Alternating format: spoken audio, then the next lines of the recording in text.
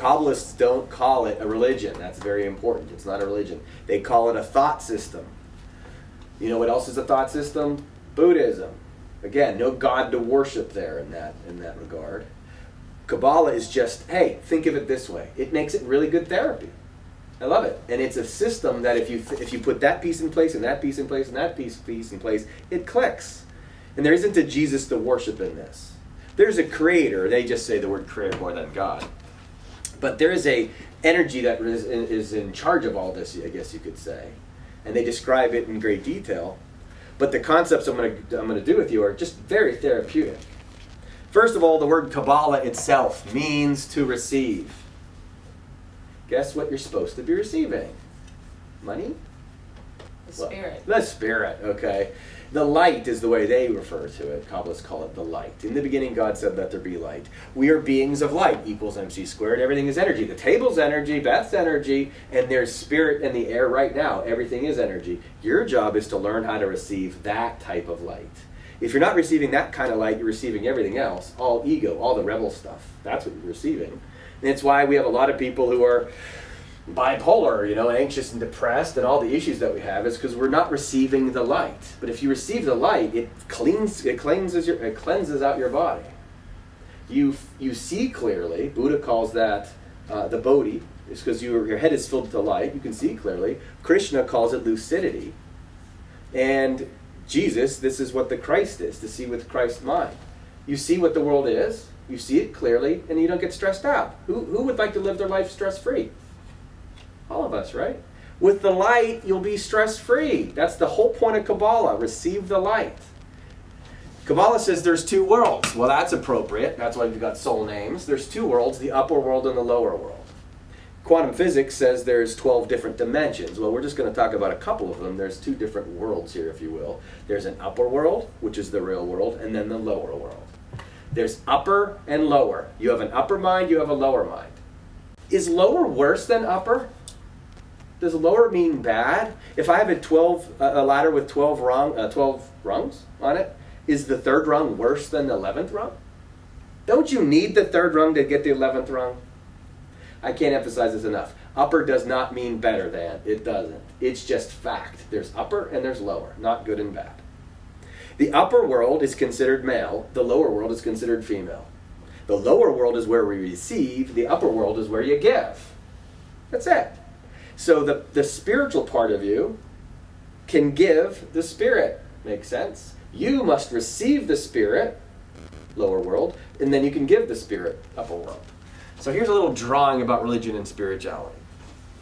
The way Kabbalah describes it, religion doesn't work for the specific reason. Religion says that there's a God who's looking down upon us. We're people down here, and he sees us as either doing things that are good or bad, positive or negative. And if I were to change my behaviors to the good from the bad, God would be happy with me. Isn't this basically how religion goes? God has an opinion of me based upon my behaviors, good or bad. And if I change my behaviors, God's opinion will change. If God can change his opinion of you, he's not particularly consistent now, is he? Some days he likes you, some days he doesn't. Because if you are perceiving him as somebody who's variable, ultimately you're the one that's variable. You're the one that's jumping back and forth on your perception of who and what you are, and your behaviors and all that kind of stuff. And in that world, it's chaotic, because you're going to experience a bunch of chaos if you keep trying to evaluate from the point of view of physical. Should I do this or should I do that? What is my responsibility as a physical person? That you're going to get destroyed with the chaos of the world, and we all do when we look at it that way.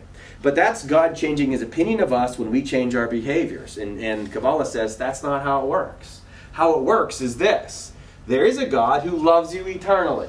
There's an energy, and if you just want to think of it as the sun offering you sunlight for free, without judgment, that's God. It's an energy that exists. It's not a dude in a throne. It's an energy that exists, and it's shining its loving, benevolent light upon you all the time.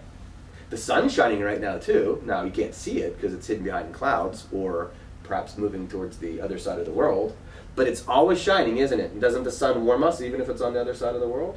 Absolutely. God's like that. It's just the light. Kabbalah is all about the light. Your job is to receive the light. That's what Kabbalah means, receive the light. Okay, so God is always shining the light, but your job is to perceive whatever experience you have as positive coming from God.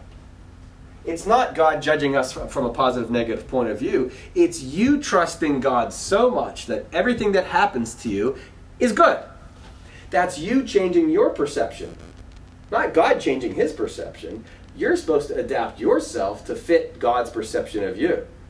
Your eternal light, your eternal love, your bliss, your peace all the time. That's what you are on the soul level.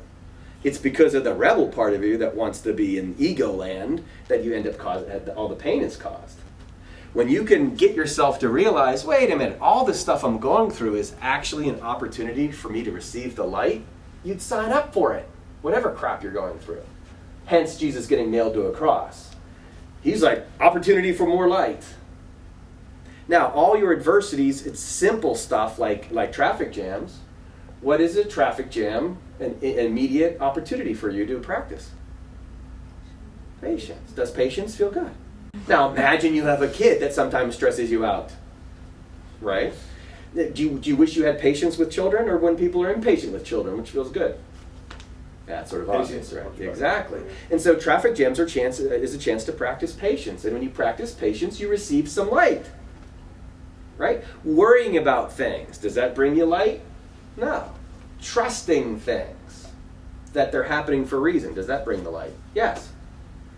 Death. When you think that it's the end and people are gone and that's it and there's nothing afterwards, or that there's a hell, does that bring peace? But knowing that the game continues and that you'll see your loved ones again in a different form, it's just transitioning and transformation, stuff like that. That feels peaceful. That's more light. Every moment of your life is a chance for you to learn how to perceive correctly. We don't need to get him to change his opinion of us. You have to change your opinion of him. That's what's going on here. And this is what Kabbalah is all about. Changing your perception. It's also the ultimate therapy. Is getting people to cognitive reframe, to go, hey, wait a minute. What you're experiencing is something that's happening on your behalf. It's helping you get out of this game. The crucifixion of Jesus on the cross is a great example, but everybody that I've worked with who's gotten through something like an addiction or a mental health issue, and they feel better as a result, they go, wow, I'm glad I went through that. The trick is convincing the people who are at the starting line that that's the case. People who have succeeded at, oh man, that's great. Climbing mountains are tough, aren't they? But are they worth it? You climb some mountains out there in Arizona, get to the top and look from the summit. What's it look like? It's beautiful, isn't it? But doesn't it take work to do that? Okay, that's your life. Your life, you're down here physically experiencing spirituality and ascending. That's what you're doing. And it takes some work. That's correct. Your job is to switch your perception of God. And that makes it spiritual. Isn't that nicer then? It takes all the behaviors out of it, which is none of the prophets talk about behaviors. It's all about spirit.